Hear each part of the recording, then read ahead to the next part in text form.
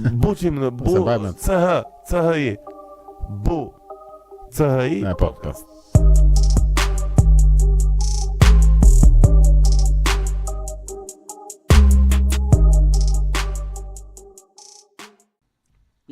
Me që po kalon edhe biseda atje, le të kthehemi, le të bëjmë disa hapa pas. Po të parashtroj një pikturë që do të ma përshkruaje pak. Është viti 2003 në Tiranë, Endri Shabani është 18 vjeç. Të na bësh një autobiografi që nga mosha 18 vjeç, si ishte kur ishte atje dhe si erdhëm deri këtu. Është koincidencë.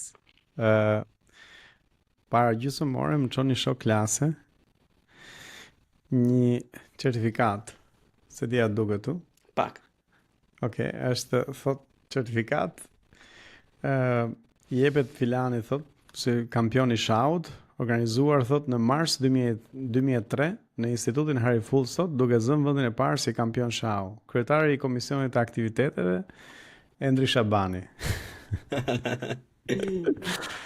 Në mars 2003 kam qenë kryetari i Komisionit të Aktiviteteve tek Harry Fullsi. Un kur kam qenë adoleshent, sepse Harry Fullsi zgjaste 5 vjet. Ka disa që e kanë mbyllur për 4. Tani ke Harry Fullsi, un kam qenë shumë aktiv. Themelum një gazetë që nga Harry Fullsi e bëm gazetë në të gjithë Tiranën, pastaj në gjithë Shqipërinë, quhet Gazeta Foris. Pre Forisit pata një lloj ekspozimi, ndërtuam në 2003 për koincidencë, ne kemi ndërtuar paralelisht me Facebookun, një Facebook në Shqipëri. Pa kontakte me njëri tjetrin, pa e ditë. Seriozisht.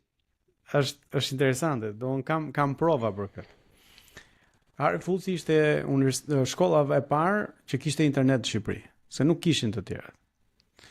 Dhe koncepti që kisha unë ishte që të bënim një network me një faqe për gjithë shkollat e Tiranës, sepse çfarë ndodhte ishte që nxënësit e Harry Fullsit hiknin, shkonin jashtë, edhe ne humbnin kontakte me njëri tjetrin. Ose e njëjta gjë do të themi maturat e shkollave të tjera që ikën dhe pyesin çu bë filani, nga shkoi, ku shkoi. Dhe unë kisha idenë që ne të bënim një profil për çdo njeri. Dhe kemi bërë në atë kohë mira foto maturantësh. Do t'i kemi diku, shkollat.net quhej faqja. Dhe ne shkonim fotografonim maturantët, i bënim një profil me një adresë emaili. Se në ato akoma sa kishin dalë telefona, kryesisht emaili ishte, po prap, edhe atë pak veta e kishin, po kontaktet, emailin, dhe ideja ishte që ata do na updatonin çdo vit që jemi këtu, jemi aty, dhe nëse do shkonte Bleonit pyeste për dikë, ne do e kishim informacionin, do thonim ku ka përfunduar ndriti, është në filan vend, ky është numri i kontaktit. Kjo ishte logjika jonë primitive asaj kohe. Dhe njëkohësisht kishim edhe bëm dhe gazeta për shkollat, gazeta të vogla për shkollat, dhe kishim një faqe të përbashkëtë ku jepeshim lajme çfarë ndodhte nëpër shkolla. Filan shkollë ka këtë parti, filan shkollë ka këtë ngjarje. Kështu filloi në atë kohë. Ne lam pasaj se ishim aq orientim kishim, aq mundësi kishte, aq interes kishte për internetin në Shqipëri, po kemi hap një nga faqet e para. Duket si gjë e vogël, domethënë, po kur e krahasoj me çfarë debatesh kishim ne kur ishim gjimnazistë, domethënë, edhe çfarë bëhet tani. Ku ke qenë, çfarë shkolle ke qenë? Unë kam qenë te Badut Karbonara në Berat, gjimnaz publik. Po e njoh. E mi bindu që mund të ketë pasur 1-2-3 kokra, domethënë që mund të merreshim në një projekt këtu apo atje. Ka pasur shumë mirë atje, se unë pastaj më mbrapa bëra kryetari i Parlamentit Rinor, edhe kam ardhur në Berat. Patjetër, por po them, nuk është diçka e vogël, është diçka e madhe, domethënë të bësh një gazetë, ndryshe me këto tani që shikojmë që çfarë çarkullojnë online. Ne ishim të parë që kishim internet, se ky është avantazhi. Pra nuk flasim 2003-shin, nuk ishte internet në Shqipëri. Ishte në shtëpi mund ta lidhje do duhet të kishe një modem, e lidhje me telefonin. Edhe ka qenë Upcomin duhet se ka qenë i parë, nuk e mbaj mend, fusje një kod kështu dhe lidheshe. Ne ke fullsi nga që kishim student elektronike, kishim një sallë, kishim internet 24 orë, ne kishim akses në gjëra që të tjerë nuk i kishin. Padyshim dhe kjo na dha avantazhe. Po, unë jam pak cinik te kjo pjesa, domethënë jam goxha i vrarë. Shiko, ne kemi internet tani kudo. Domethënë është literalisht 1 milisekond larg aksesi çdo njeriu dhe sa gazeta rinore qarkullojnë, të lutem me drejt. Le të qëndrojmë pak në realitet. Ne jemi aq ditë larg një ngjarje goxha fatkeqe i ku i mori jetën një triu. Për këto i përdorim sot tani. Edhe unë pavarësisht se kam pak zët kështu të shfrytëzoj lajmet e tilla për të bërë moralistin, por unë shikoj çdo gjë në mënyrë gjenerike, nuk ka balancë. Gjithmonë do ketë pisliqe, gjithmonë do ketë gjëra të këqija që ndodhin, është e padiskutueshme. Po unë mendoj se në adeon ton ka humbur balanca dhe unë jam i bindur që ky lloj kreativiteti për një gazetë, ku dëgjon, nuk do të jetë as gazetë më valla, mund të jetë revistë, mund të jetë një faqe online, mund të jetë një blog, mund të jetë një shkrim. Nuk ekzistojnë më. Besoj që ekzistojnë, po ndoshta ne nuk e dim, po pa modesti kemi pas bërë punë shumë mirë. Ja të tregoj, nuk e di a e kam diku këtu. Kemi pas designer jashtëzakonisht të zot. Edhe ne në fakt krijum si duke gazeta.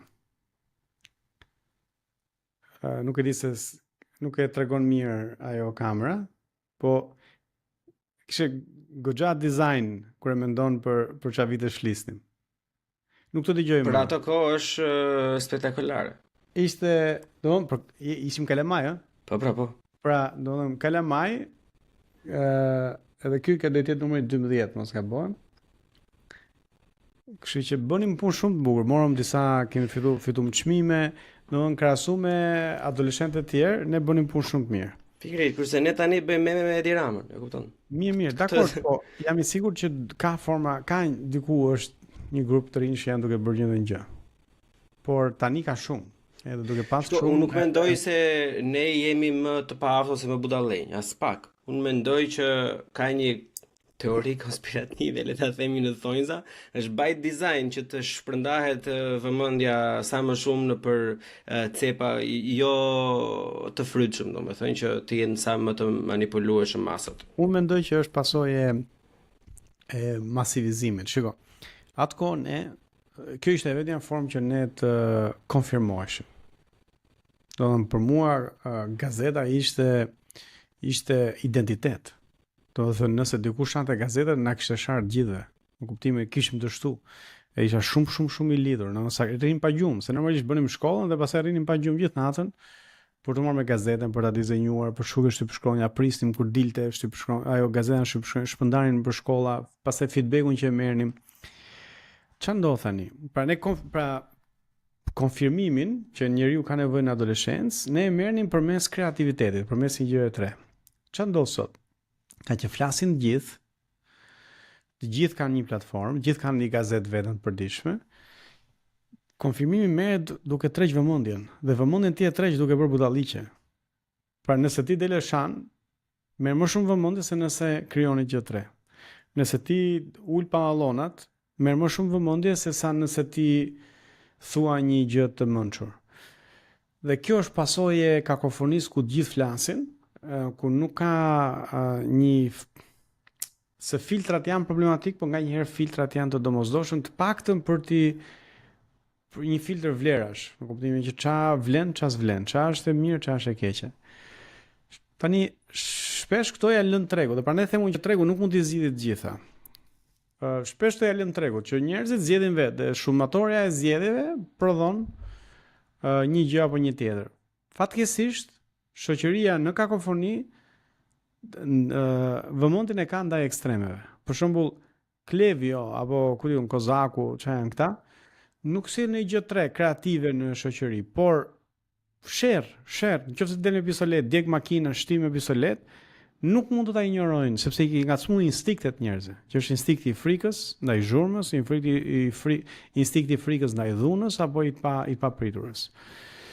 Tani këto janë pasojat e masivizimit. Po padyshim që po të kishim një shoqëri, një shtet më të përgjegjshëm që synimin e ka edukimin e shoqërisë, do kishte punuar që edhe media edhe institucionet e tjera si shkolla të promovonin një model alternativ. Po ne me kemi këtë besoj, domethënë që thjesht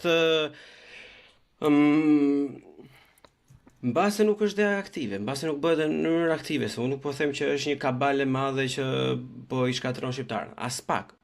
Por ashtu siç është, me çfarë do lloji synimi apo qëllimi, ose thjesht nga mos veprimi i tyre, jemi këtu ku jemi.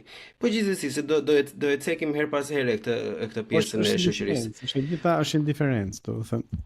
Pikërisht, nuk ka incentiva për të le të themi për të vënë një dorë, siç e thon pleq. Nuk vë dorë njeri për këto gjë. Jo se nuk përfitojnë. Shiko, çdo sistem promovon modelet që e legjitimojnë. Nuk ishte rasti që gjatë diktaturës komuniste heronjt ishin këto herojt e punës. Shkurt e vatam, duke vdiq duke punu. Ku diun, një karrocier, sepse modeli ishte njeriu i punës. Hey miq, faleminderit që jeni duke dëgjuar Buçi Podcast. Keni bërë subscribe? Nëse jo, ju lust bëni subscribe të ndizni zilën që të mos u mbisni asnjë episod. Normalisht Buçi Podcast është një podcast i pavarur dhe çdo lloj ndihme si shpërndarjet, por dhe donacionet në PayPal, Buy Me a Coffee ose abonimet në Patreon janë për mua një ndihmë jashtëzakonisht shumë e madhe për të vazhduar me këtë mision. Faleminderit dhe dëgjim të këndshëm. Përsëri më vonë, unë do të pyes domethënë pasi mbarove te Harry Full, si vazhdon formimi jot? Studio bëra një vit pushim se nuk isha i sigurt, doja të ikja jashtë, po nuk dija si të ikja. Nuk dija ku të aplikoja, nuk dija si aplikohesh. S'kisha fare orientim sepse unë jam i pari nga familja që kam shkuar në universitet. Kështu që s'kisha fare orientim. Kishte shumë njerëz që ikshin atë kohë në Amerikë, po kishin jo prindrit, jo një shok, një gjë, nuk e di, unë nuk kisha, megjithëse dëshirën e kisha shumë të madhe. Edhe bëra një vit pushim, u mora me aktivizëm, po ndërkohë do përpoqja të sqaroja çfarë do doja studioja, ku do doja studioja, se kisha një lloj dileme midis gazetarisë, që kisha shumë qejf, juridikut edhe shkencaja politike. Përfundova studiova drejtësi, punova 2 vjet pedagog, do të thënë ato fillimet e para, edhe pastaj aplikova për master në Angli. Aplikova në Angli dhe në Gjermani, fitova këtë dyja, po normalisht Angli ishte Oxfordi, kështu që Oxfordi kishte shumë logjike si zgjedhje, patjetër.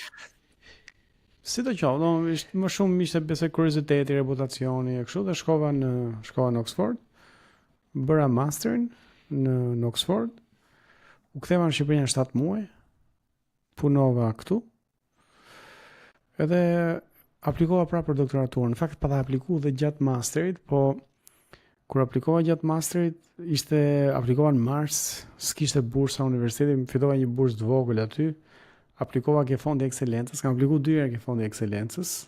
Për ata që se dinë, fondi ekselencës është fondi i Ministrisë së Arsimit. Edhe të 2 herët nuk më dhanë. Kështu që pra isha pranuar në Oxford dhe për doktoraturë me një herë mas masterit, po ka që s'kisha lek, erdha në Shqipëri. Punoja 7 muaj, aplikova prap, jackpot, fitova një bursë që quhet Clarendon, që është jashtëzakonisht shumë gjeneroze, si thosh, si bursë. Të mbulon studimet për gjatë gjithë sa të shkoj cikli. Ti jep para pafund, nuk të kufizon për asnjë gjë. Është bursë e universitetit, është formuar me lekët e Oxford University Press, me lekët e shtypshkronjës. Bursa që Clarendon. Fitova atë pastaj, s'kishte dyshim, i lash gjëra atu, shkova prap. Bëra doktoraturën, e zgjata pak doktoraturën, se shkova dhe në Paris. Shkova në Sciences Po, aty mleta janë 2 vjet. Dhash mësim atje, u mora me research. Ktheva në Shqipëri do të thënë, ka qenë eksperiencë shumë interesante, se kisha mbrojtjen e doktoraturës në dhjetor të 2020-s. Dhe shkova për intervistën, ditën që mbarova intervistën, kur dola nga intervista, dha lajmi që u mbyllën kufit e Anglisë. Luftë, se ishte Covidi dhe në Angli kishte fillu një variant i ri i Covidit. Nuk kishte më asnjë avion, gjithë avionet anulluan, ngele aty. Unë akomodimin e kisha marrë deri në fund të muajit, mund të rija, po ishte shumë i shtrenjtë për të vazhduar, domethënë. S'kisha ku të shkoja, ishte i luftë. Ndërkohë fillon duke u kufizu këto edhe nga qyteti, për shkak edhe nga Oxfordi nuk dilje dot, domethënë. Edhe ka qenë kalvar i madh, mas një javë mbrita në Tiranë. Shkova, mori makinë, shkova në kufi, Weymouth, më duket se ishte kur shkova, a Portsmouth. Atje do të bëja këtë analizën e Covidit, do të dilte ajo, pastaj kishte 48 orë, gjeta një anije, përfundova në Britanjë të Francës, nga aty shkova në Paris, aty pastaj më prisha makina që kisha marrë me vete. Është për të shkruar libër. Mbas javë vin në Tiranë, kur era në Tiranë regjistron partinë. Se files këta se ishim një grup kolegë që po punonin për mbledh firmat me antarësitë etj. Unë nuk isha në gjitha këto procese. Dhe po të mos kisha dalë kur dola, në janar Britania hynte fillonte të aplikojë Brexiti dhe fillonin ca mohabete të tjera që me shumë gjasë do kisha dalë nga marsi, prill do kisha dalë nga Anglia. Sa edhe mbyllën kufit për arsye të tjera pastaj. Kështu që erdha në Tiranë me kolegë të tjerë, u regjistruam për zgjedhje, edhe ajo ka bërë kështu momentin e fundit. Fillum fushatën, edhe pastaj vazhdoi aktiviteti politik. Që nga 2021 deri më sot. Përmendën pak më përpara, domethënë që e marr me aktivizëm. Kur thua aktivizëm, për çfarë e ke fjalën fix, domethënë? Po kam qenë kryetari i Parlamentit Vendor. Kur isha adoleshent dhe pastaj më mbras si student. Pastaj jam marrë me Transparency International Shqipëri, janë 2 vjet. Çfarë bën Transparency International? Transparency International ishte organizata antikorrupsion. Ne prodhonim këtë indeksin antikorrupsion, denonconim ligje që ishin dizenjuar qëllimisht për të fuqizuar ca njerëz që krijonin kushte për pabarazi. Pastaj shkova prapunova pedagog. Shkova në Angli, domethënë kur fillova pedagog lash aktivizmin, domethënë kisha shumë më pak. Po jam marrë me konsulencë, me këto gjëra të tjera. Dhe ndërkohë gjatë gjithë kohës, pra edhe kur isha student në Angli, kam qenë kështu pjesë e shoqërisë civile. Do të thënë sistematikisht. Kam qenë vija për protesta, shkruaja, dilja nëpër emisione. Kam qenë vazhdimisht një nga zërat e shoqërisë civile, sistematikisht. Po thjesht gjithmonë. Edhe fiks për këtë gjë, edhe duke lidhur me edhe lëvizjet e tua, un kam pyetjen më të rëndësishme. Pse molla? Domethënë, po të bësh tani, do ikim në Berat, do ikim në Vakëf, të pim një kafe, të një cep lagje atje, do jetë një xhaxhi që sa ka ardhur nga puna dhe të lodhur gjithë ditën, thonë. Gjithë ky djalë, mashallah, ruaj Zoti. Me shkollë, po. Me master, me doktoratur në Oxford.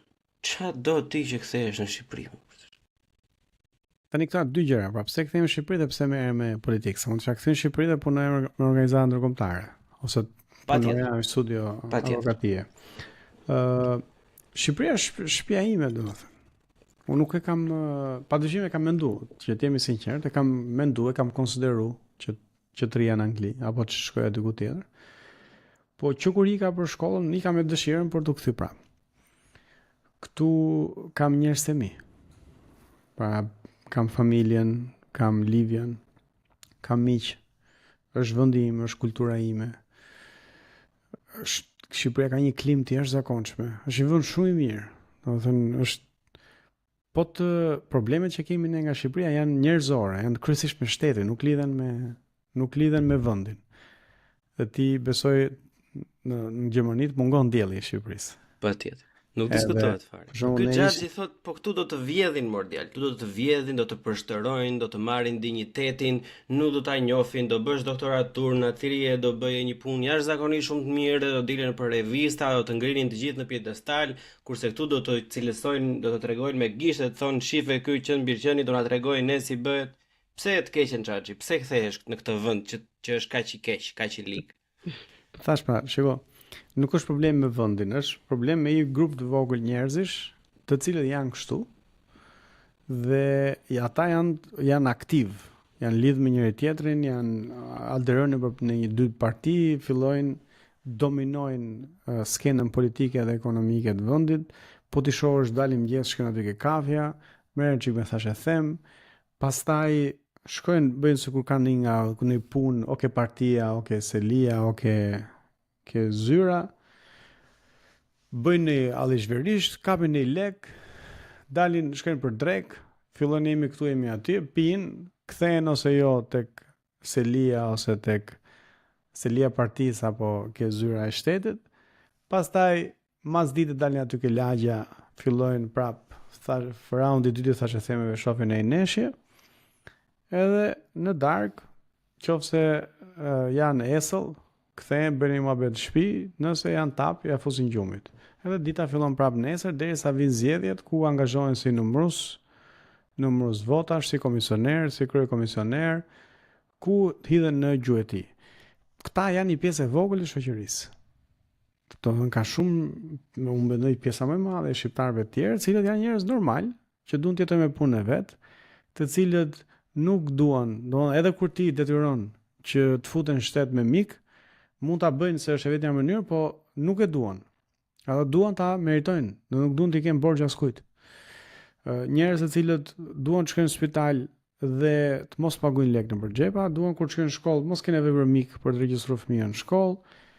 Tani këta njerëz a duhet flasin njëri për këta, a duhet luftojnë njëri për këta? Unë dua të bëj këtë gjë. Sa herë që kam qenë votus dhe kam pa të rinj që kanë artikuluar këto gjëra për çfarë po flasun, i kam votuar.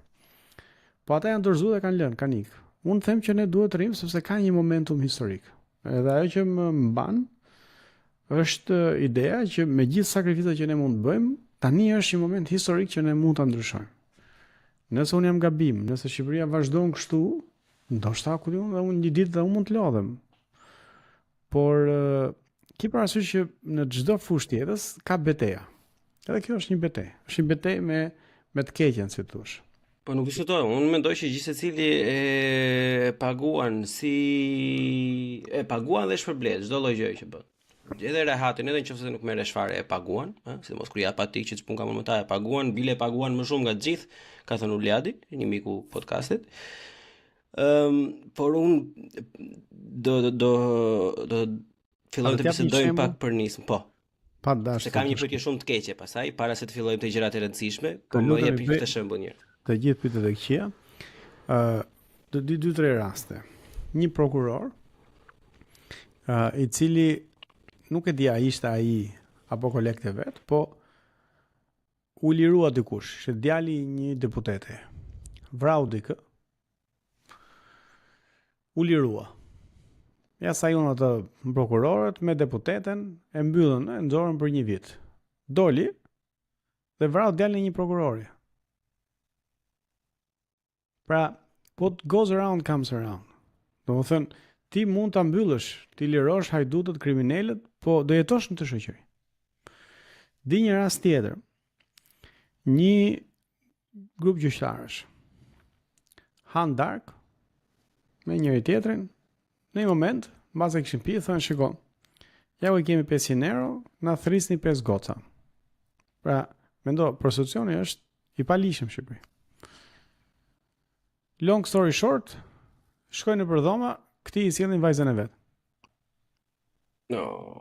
E cila ishte kryu varësi nga droga, ky i kishte pre fondet, ajo ishte fillu me gjeti me variant alternativ për të mbajtur ritmin e jetës së shtrenjtë me edhe drogës kushtueshme. Dhe e treta, një mjek shumë i famshëm në Shqipëri. Vajza vet overdose, e gjen në rrugë, policia thret ambulancën, ambulanca e çon në spital, ai ishte shefi i pavionit. Teorikisht shefi i pavionit duhet kaloj të krevat në krevat në mëngjes që të vizitoj pacientët, ky nuk e viziton. Në darkë merr vesh që vajza vet ishte ke pavioni vet. Pra kishte 24 orë ajo aty, se kishte prek njëri me dorë, se ditë kush ishte, kush e kishte sjell. Dhe ai në darkë e mori vesh që goca që kishte gjithën që kërkonte ishte ke pavioni i tij. Pra tani ne do në këtë shoqëri, në qoftë se heci me parimin që zotja di unë për pacientët e mi, zotja di unë për kriminalet që merr, zotja di unë për krimin organizuar, do ta vuajmë. Më kupton, pra unë të tregova 3 raste që më kanë treguar njerëz në episode ndryshme. Po ka pafund. Pafund. Pra po ideja nuk është se nuk ka raste, domethënë. Problemi që kam unë dhe gjithë miqtë e mi është se si t'ja ngulisësh njerëzve në tru që këto janë të vërteta dhe kështu ndodh edhe nuk i shpëton dot fare. Po e din njerëz, shiko, po lam ne kriminalët rrugëve, ata do vrasin një njeri. Do vrasin shumë njerëz, do vjedhin shumë njerëz. Saqë një nga këta mund të jemi edhe ne. Mund të jetë fëmia jon, mund të jetë një njeri i afërm. Kështu që çdo njeri bën punën e vet nëse do të jetojë në këtë shoqëri. Këta shpesh lekët i vjedhin këtej edhe fëmijët i çojnë ndej. Po ki parasysh që kjo ka qenë çka ka ndodhur në 34 vjet. Unë mendoj që gjërat po ndryshojnë. Pra ky është një moment historik i cili domethënë nuk duhet neglizhu. Po ndryshon Shqipëria, nuk është më Shqipëria që ka qenë. E kuptoj. Përpara se të futemi në se sa shumë po ndryshon Shqipëria, çfarë ritmi, si duhet të ishte dhe çfarë do bëjmë ne, kam një pyetje që në fakt nuk mund të rria. Si për mirë, si për keq nuk mund të rria, pa bërë që është lidhur me teoritë konspirative ose të themi idet. Shiko, do të ta shpjegoj edhe një gjë që mos të ndihesh dhe i veçuar. Si për Arlin Qorin, si për Etik Lapaj, si për Agron Sheaj, kohën e fundit, më thënë, po t'i vësh re komentet në Instagram, gjithmonë është dikush që ka diçka për të thënë. Aty ku ngec është prova. Të më thënë, më thanë para ca kohësh që Agron Sheaj, do më thënë, ka bërë këtë pislik me një kompani që ka pasur. Me thëmë po mirë zotëri, në rregull. Më dërgon dot një video ose një email ose një fotografi ose një gjë që ta hedhun e unë ta lun me fytyrën time dhe e denoncoj këtë gjë, e them që shife çka ka bërë ky filani. Jo, po se nuk e kemi, nuk bëhet, e kam fshirë ata që shpejt etj. Tani, për sa i përket figurës së ndë, vetmja që jam unë në dieni është, megjithëse kjo është e batanie i hidhet gjithëve, është Soros. E ke parasysh? A do ta zbërthejmë çik bashkë? Okej, jepi pa dhe ta zbërthejmë pak bashkë. Domethënë te unë e ke lirin ta zbërthesh në mënyrë si duash ti. Ato çka më ka thënë mua me një debat. Jo debat, një bisedë vogël. Ka punuar për fondacionin, ka foto me Erion Veliaj, që nuk e di se çfarë do thotë ti kesh foto me Erion Veliaj, do të thonë se mund të kem edhe unë foto me Erion Veliaj, po nuk kam. Gjithsesi. Dhe ka marrë fonde nga Open Society ose është ndihmuar nga Open Society. Tani, me këto, unë nuk e di, nuk kam parë asnjëherë, asnjë dokument, asnjë faturë, domethënë të ndonjë fondi, ndonjë gjë tjetër. Por duhet të kesh parasysh që këto lloj janë teori ose disa njerëz i besojnë dhe jetojnë sipas tyre, domethënë, edhe në mungesën e çfarë do lloj prove, vetëm ideja, domethënë që ky është vënë nga filani apo nga fistëku për t'i hequr vëmendjen këtij apo për t'i marrë vëmendjen atij tjetrit. Tani, meqense ne nuk jemi ku dëgjojmë në një televizion jashtëzakonisht të madhe që nuk kanë kohë të merren. A e ke dëshirën dhe interesin të na thosh ku qëndron e gjithë problemi këtu? Tani, ti marrim të treja. E para në lidhje me Erion Velin nuk kam asnjë foto. Edhe nëse e kanë le ta nxjerrin, sepse unë nuk kam qenë asnjëherë në raporte miqësore me Erion Velin. Jo se është një krenari, sepse ai është një njeri normal që para se të bëjë politikan ka jetuar në këtë qytet. Edhe njerëzit dhe mund të ishin takuar etj. Unë nuk kam pas marrëdhënie të mira me të, sepse në 2003 ose 4 ose ndoshta 5, nuk e mbaj mend, për në atë periudhë, ku kam qenë 18-20 vjeç, Unë drejtoja parlamentin rinor, ai drejtonte mjaftin. Dhe ata bënin letra kundër nesh sistematikisht. Dhe një herë mason më të fundës, dhe unë bëra një artikull kundër mjaftit edhe Ranvelis që e drejtonte dhe nxora edhe ca foto që këta i kishin nxjerr vet.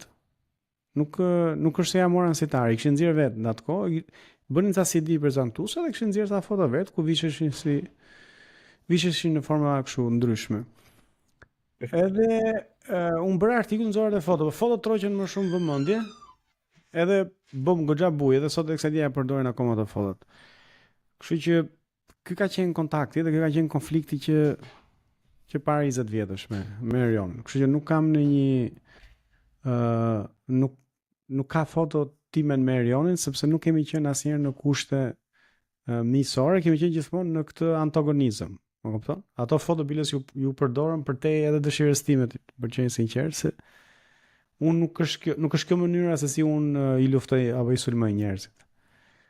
Por God works in mysterious ways, nuk i di asnjëherë. Kjo, ato ishin foto që ata kishin nxjerr vet në një CD prezantuese, zgjedhja e tyre, nuk ka rëndësi.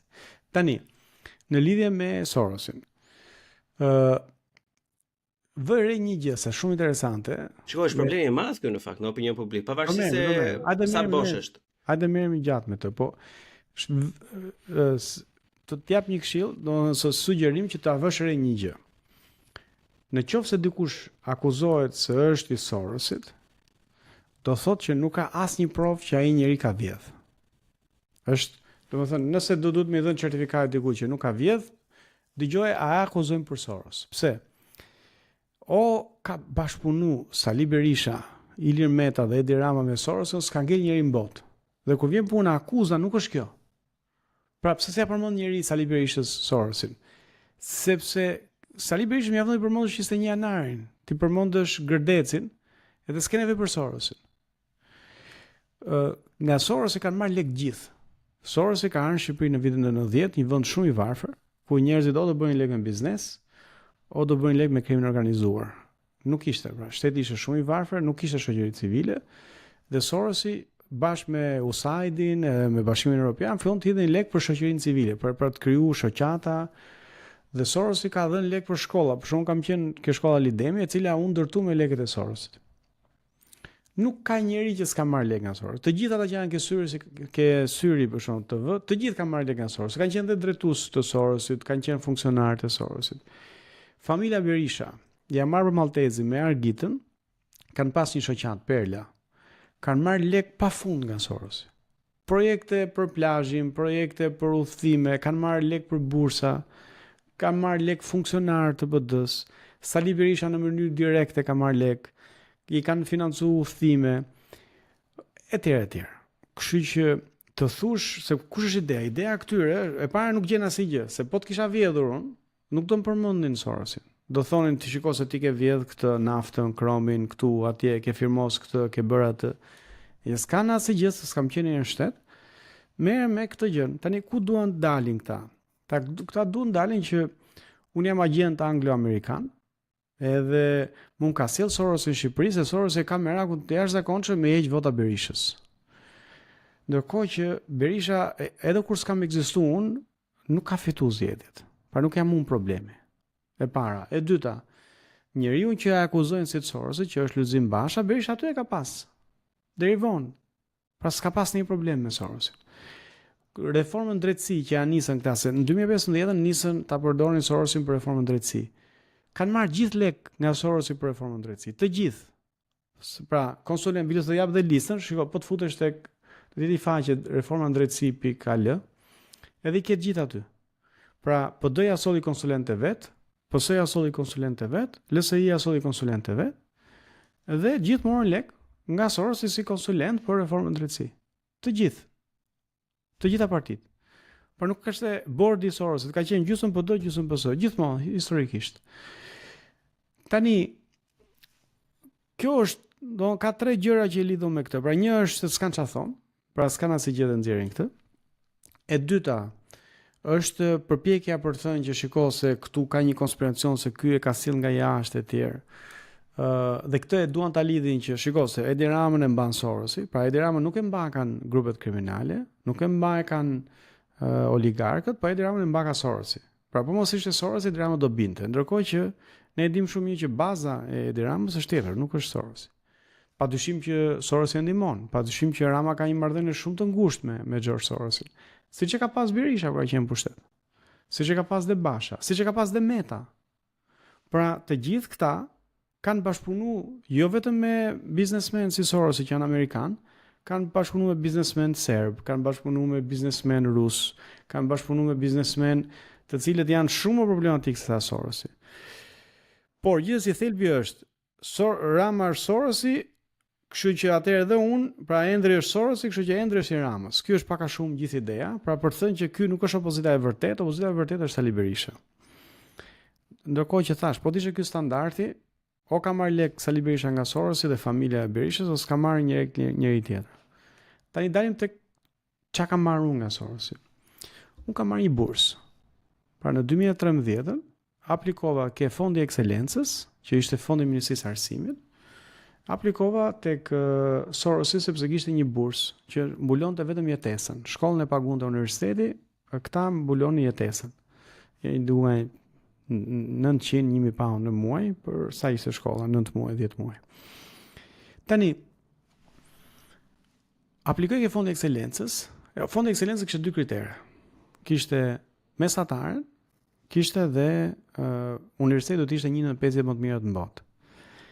Unë mesatarën kisha 10.0 dhe universiteti ishte i pari, se është Oxfordi, që është i pari në botë. Nuk ma dhanë. Dhe jo vetëm mua, po unë kam disa shok në Oxford që e kanë apliku ke Fondi i Ekselencës dhe nuk e morën. Kush e mori? Goca e një kryetari grup parlamentar, që ishte kryetar kuvendi i PD-s, 2 fëmijë dhe një ambasadori, të dy në të njëjtin vit. Fëmia e një zëvendës ministre edhe çuni i një deputeti. Pra, ja japin, do të thënë, ata s'kan nevojë për lek, do kryejnë puna ja jepshin njëri tjetrit bursat. Tani, mendoj pak, do të thënë, njëri tjetër normal që vjen nga një familje punëtorësh, që e kanë pranuar në Oxford, nuk ka lek me shku me studiu vet dhe nuk duhet aplikoj ke Sorosi, sepse po aplikoj ke Sorosi mbas 15 vjetësh do thonë që ti je agent anglo-amerikan. E kupton se sa absurd është kjo? Dhe çfarë duan të bëjnë me këtë? Fillojnë dhe krijojnë dhe se e çojnë më tej konspiracioni. Pra jo vetëm ke marr lekët për të jetuar gjatë bursës. Po ty ta ka dhënë Sorosi Oxfordin. Pra Sorosi nuk ka dhënë lekët e bursës, ka dhënë pranimin në Oxford. Pra Sorosi ka marrë në telefon Oxfordin dhe i ka thënë merrni çik këtë se mbas 15 vjetësh do ta përdorun për të heqë vota Berishës. E kupton se sa idiotë është kjo si teori? Do vetë shuni Sorosit, Aleksi nuk ka studiu në Oxford. Nuk ka studiu as në Ivy League në djenin time. Pra ai e paska ryt këtë favor nga Oxfordi për në futboll. Tani pse bëhet kjo? Kjo bëhet për të zhvlerësuar. Për zhvlerësu, do të thënë idenë që një njeri nga një familje normale shqiptare mund të pranohet realisht në Oxford. Dhe duan t'i vendosin një oll, sepse ideja këtyre është që në Oxford do të shkojnë vetëm këta. Se këta janë familjet e mëdha. Vetëm këtyre ju takon të shkojnë në Oxford, në Harvard etj. Ne populli, ne edhe po shkuam, edhe po shkuam me bursë, do na i gjeni i cen për të thënë që ju se meritoni. Ky është thelbi i mentalitetit. Pra thelbi i mentalitetit është që ai duhet të më kompleksoj mua për një nga arritjet më të mëdha të jetës time. Pra me pak fjalë unë s'e kam merituar. Po më ka çuar ai, do të thënë që vi pastaj mbas 5 vjetësh të heq vota Berishës. Kështu që të njëjtën gjë bëjnë edhe me Adriatikun, të njëjtën gjë bëjnë me Arlindin, të njëjtën gjë bëjnë me Albin Kurtin në Kosovë. Kjo është pak a shumë qasja. E kam vërë, si mua thjesht më ka shqetësuar për vetëm fakt se unë nuk e dija se sa gjë e madhe ishte kjo si lëvizje derisa u futa njërë në TikTok. Atë pastaj i shikon gjitha të zezat. Unë i pyes nga herë, se më thonë për shumë ti je Sorosian. I them çfarë do të thënë Sorosian? Pra kush është ideja? Pra nëse Sorosi ka Ramën, për çfarë i duhen të tjerë? E para. Po sepse ata e mendojnë si Master of Puppets, kështu që të dyja anët kontrollohen nga një dhe ai është super progresist i majt që do shpopullimin e Shqipërisë me LGBT-ra etj. E mbajmë aty. Pra ky që ka Master of Puppets. Tani, a nuk do të isha bërën se unë kam hyrë në 2021 në politikë? A nuk do isha bërën deputetash?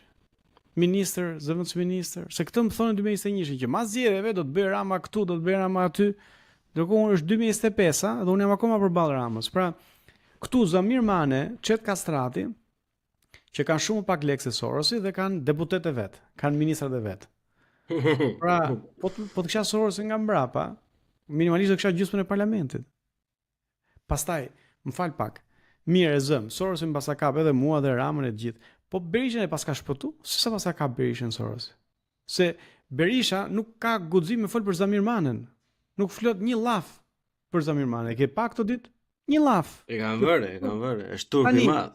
Po tani Berisha nuk paska guxim me fol kundër Zamir Manës dhe nuk e kap ka dot Sorosi. E ka ble Zamiri. Se ble ka dot Sorosi. Pra, po të ndalosh një moment dhe ta kontrollosh këto e gjitha kthehet tek ajo që thash pak më sipër. Po e peqet dikë e sulmen për Soros, do thotë që si kanë asgjë. Po të kishin një gjë, nuk do merreshin me këtë. Do i nxirrin e thonë, shikoj, filani ka vjedh këtë gjën, filani ka shit këtë gjën, filani ka firmos këtë gjën. Gjë që bëhet sistematikisht. Pra, politika në Shqipëri nuk është e pamëshirshme. Ata të hyjnë me rrënjë të mballë, më kupton? Kam një pyetje se e sqaruam këtë se mos duket sikur jam një gjë pa. Jo, e sqaruam. Domethënë është për kënaqësinë time, po sqaruar për mua quhet e sqaruar për çdo gjë. Jo, e kam fjalën. Domethënë është një gjë që unë dëgjoj dhe në fillim nuk i vija veshin, pastaj kam dëgjuar kaq shumë sa që në moment më bezdisi, po nuk e çati bësh se këtu bishtin po se pa ta vën këta, më kupton? Po nëse ka një gjë që më mërzit është kjo. Domethënë dëshira që njerëzit zakonshëm, pra fëmijëve të njerëzit zakonshëm, t'i vën një njoll ke arritjet më e madhe jetës vet. Pra, me pak fjalë vetëm këta e meritojnë. Vetëm këta mund të shkojnë. Normalisht është mënyra se si përçmohet tjetri, sidomos kur ngre kokën ndryshe nga turpa. Pra, ideja është për ta zhvlerësuar arritjen, sepse ata e kanë të paperceptueshme që ne mund t'ja dalim jashtë klimës këtyre. Se këtu e dominojnë gjithçka ata. Këtu s'ka shanse ditë të fitosh përballë atij. Ke fondi ekselencës, nuk ka shanse fitosh tek ai përballë. Do të vija aty se ajo është për pjesën e tretë, po kam një pyetje të fundit për pjesën e dytë, do ta konsumojmë të pyetjen shpejt që edhe mos të zgjatemi se edhe ti do jesh i zën pjesën se duhet për pjesën e tretë është më e rëndësishme në fakt. Po për pyetjen e fundit për këtë pjesë të dytë është kjo lufta e kulturave. Culture war që është në botë. Tash i largojmë pak nga Shqipëria, shikojmë gjithë makro. Kupton? Ne jemi shumë të vogël edhe të parëndësishëm në makro, por le të se ka filluar edhe në Shqipëri edhe bëhen këto debate online etj që është normalisht krahu siç që sot e kësaj dite quhet i djathtë me të gjitha zoti, familja, a thua dhe se të tjerët nuk e duan familjen etj. Shiko. Edhe ana tjetër pastaj që të majtët që janë ndryshe nga të majtët në fakt. Unë kam probleme me të majtët, si Blon, si individ. Se unë nga vetja do nisem, nuk mund të bëjmë kështu cinik ose jo cinik, po nuk mund të gënjej të them që Bloni s'ka asnjë problem. Për mendimin tim që të hedhësh poshtë një ide radikale të djathtë është jashtëzakonisht shumë e thjeshtë sepse në mënyrë logjike një radikal i djathtë hidhet poshtë shumë shpejt. Kurse një radikal i majt për mendimin tim është shumë e vështirë pasi sidomos me të gjitha ato genders e tjerë domethënë bëhet gjithçka në emër të mirës, sepse ti je i ligë nëse nuk ecën me gjëra të tjera dhe është shumë e vështirë. Tani ti beson se kjo culture war domethënë është diçka reale, është diçka e stisur, është një fluska, çfarë po ndodh me ne domethënë me këtë brezin tim më shumë. Shiko. Brezi im flasim italisht, sepse shikoni Mediasetin. I brez mbas me flisnin spanjisht dhe turqisht sepse shifnin ndryshun telenovelat. Pra nuk ishte më Mediaset, nuk e leju më, u fut digitalbi me këto telesporti, dhe ata fillun të shifnin telenovela turke dhe spanjolle. Brezi më i ri tani, studentët e mi, flasin anglisht prej social medias, pra YouTube-it edhe mediave sociale. Dhe përpasoj ne importojmë shumë debate që nuk janë të shoqërisë shqiptare. Por kthehen, pra bëhen pjesë e debatit në Shqipëri. Tani, kush është debati në Amerikë, po jo vetëm. Është një grup ekstremistësh, që unë i quaj, po jo vetëm unë, po wokistët, të cilët në një farë mënyrë janë përdor nga ekstremi i djathtë për të sulmu të majtën. Dhe këtu ka një konflikt midis dy ekstremeve dhe nuk ka vend për njerëz racional. Domethënë, nga njëra anë janë këta që duan ta kthejnë botën mbrapa, disa drejta që janë arritës, për shembull drejta e abortit. Duan ta rikthejnë aty, duan të shpallin dhe luftë fetare, pra në bazë të njërës feje kundër fesë tjetër. Po këta janë ekstremistë, pra janë ekstremistë brenda të djathës. Dhe ka ekstremistë brenda të majtës, janë këta wokistët, të cilët premisa mbi të cilën ngrihen mund të bëjë sens, po e kanë çuar në ekstrem. Pra kush është premisa? Premisa është në feudalizëm ti lindje dhe fati jot ishte i përcaktuar. Pra ti lindje bujkrop ishte bujkrop. Ti lindje feudal ishte feudal. Dhe atë që kapitalizmi dhe pastaj reformat shoqërore i sollën botës ishte që njeriu e zgjedh vet profesionin e jetë. Pra edhe fëmia e një fshatari mund të ndrojë që një ditë bëhet president. Tani këtë ide ku njeriu mund të zgjedhë vetë jetën e vet, profesionin e vet, e kanë çuar në ekstrem. Pra njeriu mund të zgjedhë vetë edhe gjinin, mund të zgjedhë vetë edhe moshën, mund të zgjedhë vetë edhe a është kafsh, pra është mace apo njeri. Tani kjo kur ti e çon në këtë ekstrem, në disa raste ose kur e çon deri në këtë ekstrem bëhet qesharak. Për shembull kam parë në internet, për shembull kalamaj që thon unë identifikohem si mace dhe e kanë seriozisht. Po patjetër. Tani kjo vetvete për mendimin tim është shesharake. Aq më tepër duke pas parasysh që kalamajt duan vëmendje dhe kur ja jep këtë platformë fillojnë edhe shkojnë në këtë. Me shesharake është dhe shumë e trisht në fakt, që po çfarë lejon cinizmi. Kalamajt duan një lloj vëmendje, prandaj është mirë që ti mbrojmë kalamajt nga ekspozimin nga këto gjëra, sepse më shumë stres i prodhojmë, mendoj unë. Thënë kjo, unë nuk e kam problemin tek përkufizimi personal që njeriu ka. Ore një njeri do më të identifikohet si burrë, si grua, është zgjedhja vetë, nuk ja imponon, por ajo që ata kërkojnë është të ndryshojë shoqëria për të akomoduar preferencën personale. Dhe në këtë pikë, kjo nuk mund të bëhet me parimin që ç'to duhet ty. Dhe unë kam shpesh të debat. Pra ai thot, unë dua të identifikohem si grua, ndërkohë që kam lindur si burr, dhe ty s'ka çfarë duhet se është zgjedhja ime. Dakor, deri në këtë moment mua s'më duhet, por kur ti do që të vish të konkurosh tek një sport që ne e kemi ndarë në bazë të gjinisë, po më duhet sepse kemi vendosur kriterë ne këtu. Pra është një problem shoqëror, nuk është një problem personal. Dhe duke qenë një problem shoqëror, na duhet bim gjithë dakord. Ti s'mund të thosh ç'duhet mua. Dhe përpasoj, ti nuk mund të imponohesh me idenë që unë bëj çfarë dua dhe gjithë ju tjerë që do ndryshoni për të akomoduar preferencën time. Se merr rastin e Ukrainës. Ukraina vendosi që burrat do rinë në Ukrainë, gratë mund të ikin, të emigrojnë. Shkonin burra atje në kufi dhe thoshin identifikohem si grua. Tani si e zgjidhin? Realisht, si e zgjidhmë? Jo, nuk e zgjidh. Sepse ne kemi ndërtuar që gratë nuk do t'i çojmë në luftë. Pra ti po kërkon që ne t'i çojmë në luftë të gjithë, burrat dhe gratë, që mund të jetë vendim shumë i drejtë. Po është vendim shoqëror, nuk mund ta marrë një njeri. Dhe thot tani çoj gjithë në luftë sepse ç'do duhet ty se ti e kam zgjedhur unë. Kjo është pjesa e parë e problemit. Pjesa e dytë e problemit është unë e konsideroj veten një liberal. Pra unë dua që njerëzit jenë të lirë për të folur, për të vënë pikë pyetje etj.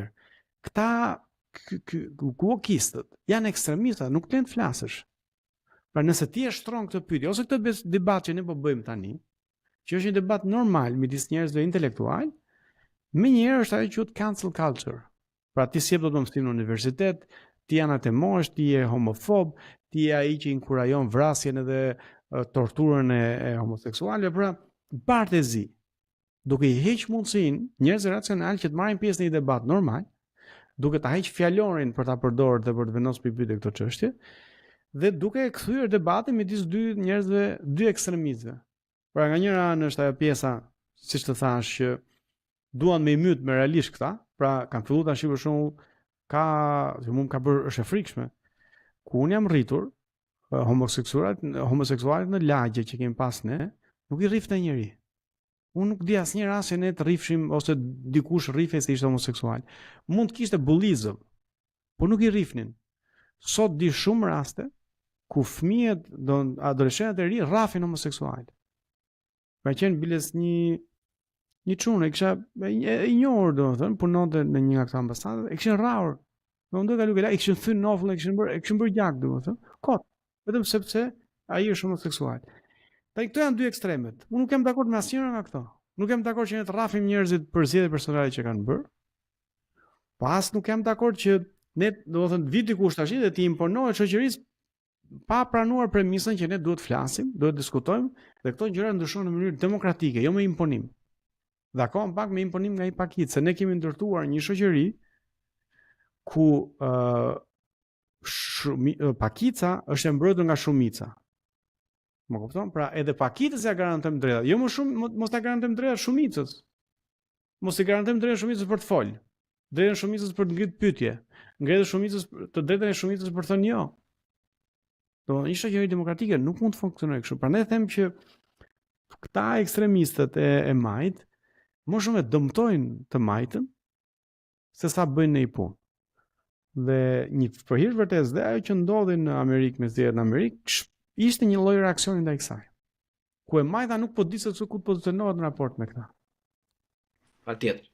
Gjithsesi, me që dolëm me të zgjedhjet dhe rezultatet në Amerikë etj, të falenderoj për këtë pjesë të dytë si dhe për atë të parën dhe mbërim në pjesën e tretë që është në fakt më e rëndësishme është strumullari i të dyja thirrë, po thjesht unë e kisha shumë të rëndësishme për kënaqësinë time vetjake, por edhe të dëgjuesit mi që të bënim disa biseda kështu normale, një që kush jemi dhe çfarë bëjmë, ku besojmë edhe pse. Është rëndësishme që njerëzit të njohin kush je, domethënë, kush pra pse po e bën. Është e rëndësishme, por mos e thënë që është më e rëndësishme se sa gjërat e tjera.